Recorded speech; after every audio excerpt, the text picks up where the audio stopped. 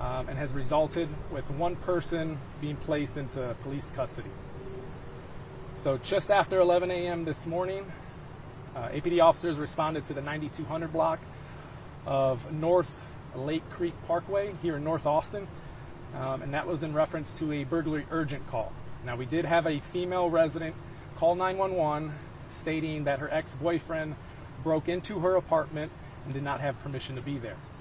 It was also learned that this individual had an active felony warrant for family violence, assault by strangulation against the female caller. Now, when APD officers arrived on scene, they were able to make contact with the individual inside. At one point, he began acting very erratically. He barricaded himself inside the apartment and made mention of blowing the building up and not being arrested today. So based on some of that information, our officers did a great job of setting up containment on the apartment complex. They evacuated nearby residents from those apartments, and that prompted an APD SWAT call out. When SWAT was notified, they responded to the scene. They quickly took over the investigation. Officers were able to communicate with the individual inside. We had our hostage negotiators on scene doing a great job. We also had eyes on the individual as he could be seen on the balcony at certain points in time. When SWAT arrived on scene, like I said, they took over the investigation.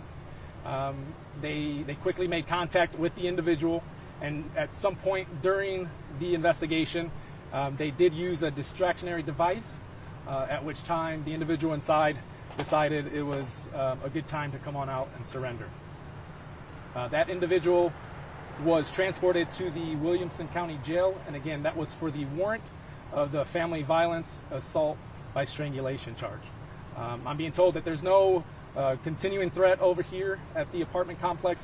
This was an isolated incident. The roadways are back open, and this, like I said before, this incident has ended peacefully. I'll try to answer any questions that you might have. During the process, the lady was inside the apartment, she was outside. So the female resident was actually observing this on her security cameras. She was not in the apartment, so she was in a safe location. It was just him inside the apartment. So there were no other people that had contact with the person inside of the apartment? No one else that had been coming in any kind of contact, whether that be any harm or even threatened by this individual? No, I mean, it was just based on the behavior that he was displaying, the statements that he was making, but he did have communication with us. He made mention of wanting to communicate with some of his family members. I don't know if that actually happened, but he was contained inside the apartment alone, and no one really was in harm's way at that point. Would you consider this kind of the model of a successful SWAT call?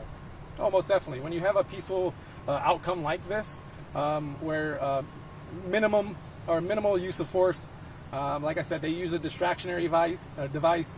He came out shortly after. I'd say that's a very successful outcome. I will say we have one of the best SWAT teams in the country. They do a tremendous job. They're trained for these types of incidents.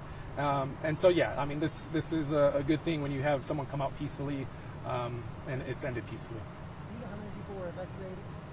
I'm not sure about the number of people that were evacuated. However, it was the surrounding apartments that were kind of in contact with that specific apartment. Does this suspect has a weapon? I wasn't told. I wasn't informed about any weapon. So that I don't know. Any other questions? No? Thank you.